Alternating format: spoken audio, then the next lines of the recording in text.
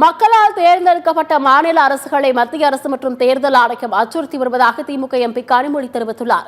சென்னை விமானத்தில் செய்தியாளர்களை சந்தித்த அவர் இவ்வாறு கூறியுள்ளார். முக்கியமான மசோதாக்களை நாடாளுமன்றம் முடியும் இறுதி நாள் வரை காத்திருந்து கொண்டு வருவதை மத்திய அரசு வழக்கமாக கொண்டிருக்கிறது என்று விமர்சித்தார். எதிர்க்கட்சிகள் மசோதா தொடர்பாக படிப்பதற்கோ கருத்து தெரிவிக்கவோ கூடாத நேரம் கூட கொடுப்பதில்லை என்றும் கனிமொழி குற்றம் சாட்டினார்.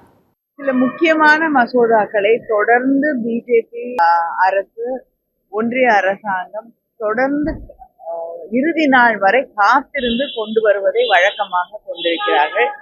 எதிர்கட்சிகளுக்கு அந்த கொண்டு வரப்படக்கூடிய மசோதா அவற்றை படிக்க கூட அவர்கள் நேரமோ அவகாசமோ அதில் மீது கருத்துக்கள் சொல்லுவதற்கோ அவகாசம் இல்லாமல் அதை எதிர்ப்பதற்கோ இல்லைன்னா அமெண்ட்மெண்ட்ஸ் கொண்டு வருவதற்கோ அவகாசம் அளிக்காமல் ஒவ்வொரு முறையும் இதை செய்து கொண்டிருக்கிறார்கள். தொடர்ந்து அவர்கள் இந்த நாட்டின் ஜனநாயகத்தை, மக்களால் தேர்ந்தெடுக்கப்பட்டிருக்கக்கூடிய ஆட்சிகளை அச்சுறுத்துவதற்காகவே பல மசோதாக்களை நாடாளுமன்றத்திலே நிறைவேற்ற துடித்துக் கொண்டிருக்கிறார்கள் என்பதை மிக தெளிவாக பார்க்க முடிகிறது.